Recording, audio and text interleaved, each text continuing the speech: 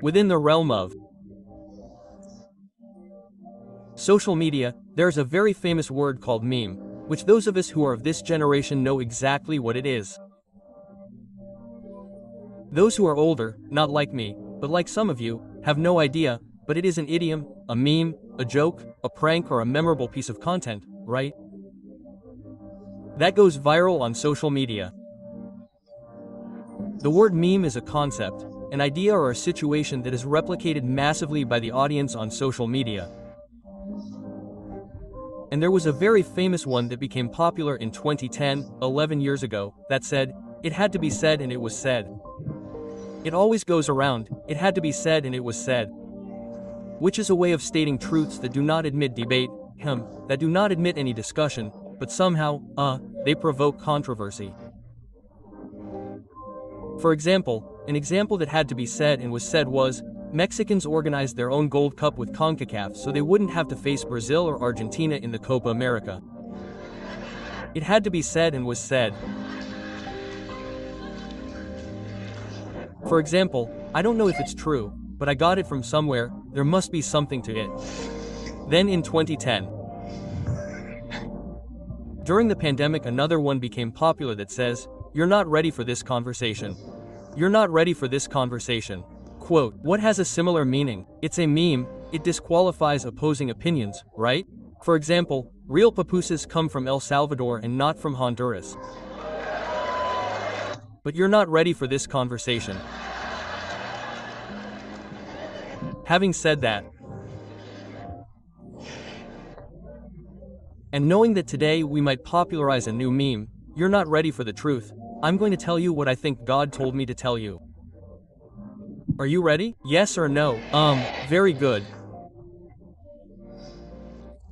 A few years ago, Rick Warren, the beloved pastor who visited us at some point and is here very close by, told us that another pastor from the city asked him to visit his congregation in order to give him some constructive criticism.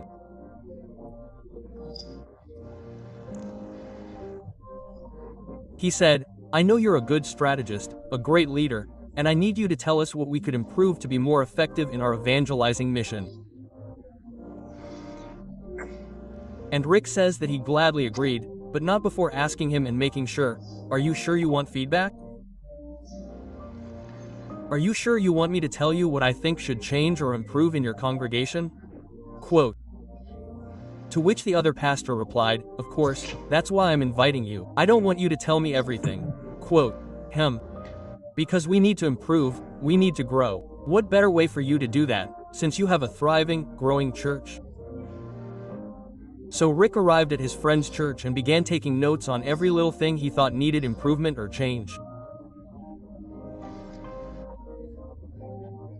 As he took notes, he thought, "I appreciate the humility and greatness of this pastor who has the ability to learn, to say, criticize me or tell me what we need to change." Rick thought, "We need more leaders."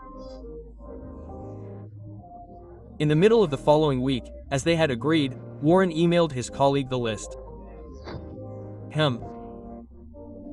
The list said, among other things, first, I arrived on campus and spent almost half an hour looking for parking. There were no signs, no one to greet me. I felt lost until I found the church, but I wasted a lot of time until I found the sanctuary. So my suggestion is that you train a welcoming team. That would be great.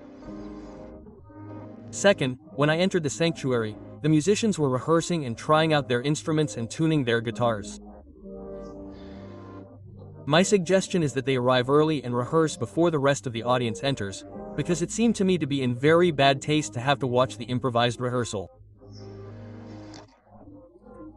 At the beginning of the service, the list said, obviously late, outside the announced time, we sang for an hour and a half and you only showed up when it was your turn to preach. You should know that if the pastor is not present during worship or praise, people will assume that worship is not something important. If the pastor is not there, why do they have to be there? They understand that worship is a waste of time. What's worse, my dear colleague, you are implying that the day you become a pastor you no longer need to worship with the rest and that you can use that time to have a snack in the dressing room. Needless to say, each person who sang, each person who came to the front gave a mini sermon or a mini exhortation. It would be very nice if the one who sings just sings, and doesn't exhort or preach, and the only one who brings the word is the pastor. That way everyone is waiting expectantly for the word. When someone came to collect the offering, he started talking about the expenses that had to be covered. And you know, people don't want to pay expenses. People want to pay for a vision. They already know what it's like to pay expenses in their home. Don't talk to them about expenses, talk to them about purpose. Not to mention the announcements that bored me with their monotonous tone. Whoever announces that they long for an encounter with God, the last thing they care about is that the old ladies are going to get together to make tortillas during the week. I would tell you not to use valuable service time on local announcements, which could easily be in a bulletin so people know. Another point is when you preached. Did you know that you can preach without shouting? Do you really think that shouting loudly means authority and anointing? Obviously, the list is guided, right? Then the offended pastor replies, "Dear Rick, I invited you to tell us how we could improve, but it's obvious that you want to dynamite and destroy everything we built. I just wanted some loving advice, but I see that you're trying to discredit everything we did. That cost us so much effort. How disappointing, Rick, how disappointing." And Rick saves the email to this day, and obviously this man never spoke to him again. And Rick says, this man was never ready for the truth. He wasn't ready for the truth. He wanted a couple of tips, for me to give him a couple of easy pieces of advice without having to change anything he was doing. And we are curious because most of us want to know the truth about ourselves, and at the same time we have a great desire not to know it, to ignore it. In other words, we want to be aware of who we really are, and at the same time we resist being aware of who we are. I think most of us don't like the truth, not even when it comes to our physical appearance. Because we buy scales, mirrors, first full-length mirrors, and then we gradually shrink the mirror, right? We do routine body scans so that they tell us the truth about our bodies, but then we don't like the truth that they tell us. And the problem with scales is that they're not very subtle. Many people, especially a gender that I don't want to mention, approach the scale very cautiously, taking off their shoes before getting on. In many cases, they want to be alone, like in a confessional, so that no one sees that very private, intimate moment. They weigh themselves very early, completely fasting. Before getting on, they take off all their clothes, as well as rings, earrings, hair accessories, lipstick, because that weighs everything, everything, everything. And they exhale before looking at the numbers. That's not your real weight. Unless you go through life completely naked and in perpetual fasting, that's not your weight. But we always try to look at the scale and not have it tell us the truth. It hurts, doesn't it? And we also try to use diplomacy with mirrors, because clothing stores, I don't know if you've noticed, have semi-polarized mirrors that don't look very good, and there's always poor lighting in the changing rooms. Always. I just couldn't tell the other day, the one trying on clothes was another guy who intruded. I didn't recognize myself because the goal is to convince ourselves that the clothes fit us perfectly in the store. After we buy them, we realize that they start to shrink in the bag on the way home. Why? Because our clothes also tell us the truth. When we try them on at home with good lighting, with real mirrors, they pinch us everywhere, everywhere. And we don't care, we put them away like that, so I force myself to lose weight. That's like buying a shoe that's a size smaller to force your foot to shrink. It's not going to happen. So, the trendy clothing brands, the other day, I went to buy a pair of jeans and they said, "Do you want a size small?" I said, "No, I wear a medium." He said, "I don't want a size small." Relaxed. I never knew I wore relaxed jeans before. Quote.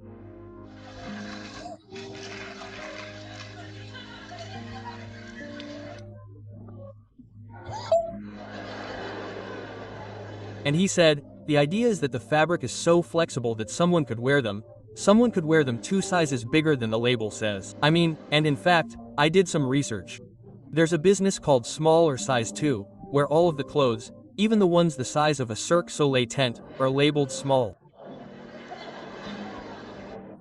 The creator of this idea based it on the theory that many women claim that it doesn't matter what size the clothes are, as long as the label says small. I mean, we know they're lying to us, but we look at the label. Oh, it's mole.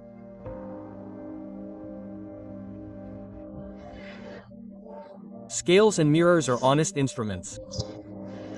They're always going to tell us the truth. I don't know if you need some instrument that tells you how many extra kilos or pounds you have or a tape measure to measure your perimeter. But each and every one of us does need something vital. It's people who tell us the truth about our heart, about our soul, because we all have blind spots, places that we don't see, that we can't navigate on our own. Everyone. A blind spot is that very important place for any driver of a car. Whether you're driving a rusted-out junker or a high-end car, there's a common denominator. Common thing called the blind spot. They teach you about it when you go to driving school. It's the place where the object or the approaching car is so close to you that you can't see it in any of the 3 mirrors. There's a point where none of the 3 mirrors can identify the car that's so close and everyone around you sees it, except the driver, because their position affects their perception. Their position affects their perception, and many people have crashed because of the blind spot. It's a small area where your perception is limited by where you are and how you are right now. And you have a hard time seeing what's above you. For example, most people ask for counseling, and I can give you this. I can give you a masterclass in this, because in the years that I've been a Christian pilgrim, I've done some or several counseling sessions, and many of the people who ask for counseling don't want to hear the truth. They're looking for someone to agree with them, which is different. That's not counseling. They're looking for someone to tell them they're right. And a dialogue usually happens, something like this. This is what's going to illustrate what a blind spot is. A lady saying, "Oh, my marriage, pastor, is a disaster. I married an insensitive guy. He's a beast. Oh, I've never felt loved, or pampered, or given affection, or dignified. I don't know what I saw in him. I don't know. I was blind. I don't know what I saw in him." Quote, then you say, "Okay, but we're not going to waste our time talking about him. You're the one who needs counseling here." Quote, so let's talk about you. We want to know what you feel you did wrong in your marriage. No, you don't understand me. I did the best I could. The best. And he's a beast without feelings. Well, maybe he is. I don't know. I don't know the beast, your husband. I don't know him. But I insist, let's talk about what you could change. Let's talk about what you could improve. He just doesn't understand, pastor. The problem is him. It's not me, but woman, he's not here. I can only help you. I can't help and advise someone who didn't come. Okay, then I'll leave. This counseling leaves a lot to be desired. I can say, "Lord, take her away or I'll send her to you." He doesn't want the truth. He asks for counseling to say, "I went to seek counseling." No, he's looking for someone to tell him, "You're right." He needs to play the victim, and he's looking for an ally to take his side. That's why I insist, we need someone in our lives to point out our blind spots, to judge our motives, to examine our conscience. We need it. We need someone to perform spiritual surgery on us when our hearts begin to harden, when our vision becomes cloudy. We need it. We need people to tell us the truth, and we Christians need it, especially because we have an amazing capacity to live in denial. The thing is, we don't call it denial, as in psychology, we call it positive confession. And that's where the confusion comes in. Why don't you go get tested? Why don't you start talking? No, because I'm fine in the name of Jesus. I'm fine. I confess, and my liver will burst. Because confession is useless if we're not realistic. It's faith in faith. Faith in faith is useless. Faith in faith is what coaches do. Coaches who tell people to repeat this and do that. Faith in faith is like sitting on a gas can and pretending it will take you somewhere. I mean, faith in faith is useless. Faith in faith is denial. And when you deny yourself, you can't see yourself, you can't see, you need help. I don't know if you know people who say terrible things. For example, they send you terrible things in a text or on social media, and when you confront them they play the victim and say, "Oh, I don't understand. You interpreted everything wrong. I was only trying to help you because I love you in the love of the Lord." Quote. If it can't be, and they're not pretending, they truly believe they're full of love. They're emotionally blind, they surprise me. They can't see themselves. They're truly convinced that they're sweet and that they're spiritual. And self-deception, my dear ones, is a mysterious process in which we cover our own eyes. It's terrible. We can't help someone who deceives themselves. We can't. We deny, suppress, minimize what we know to be true and affirm, embellish, elevate what we know to be false.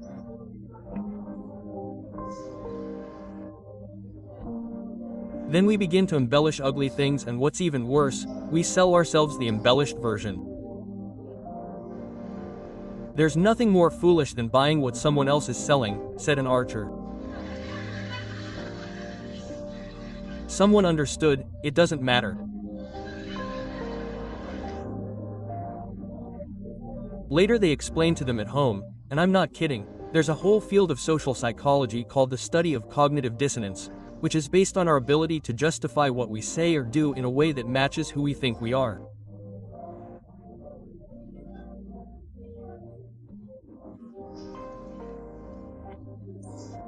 We say and do things so that they match the image we think we're projecting.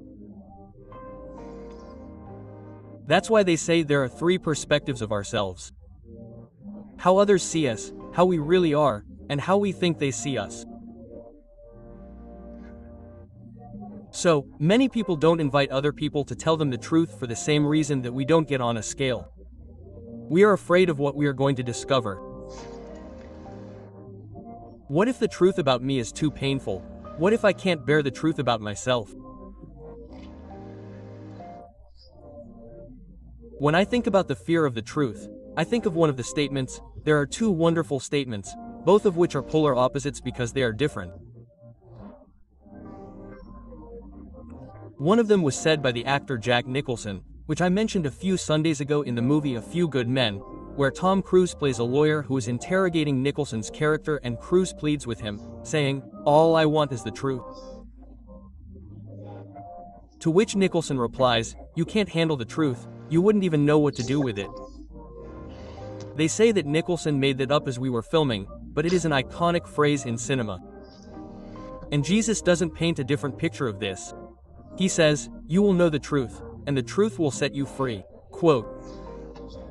In other words, we have to decide who to believe, Nicholson or Jesus. We have to decide who we are going to believe. If we are willing to handle the truth because it will harm us, as Nicholson says, you are not, you would not know what to do with it.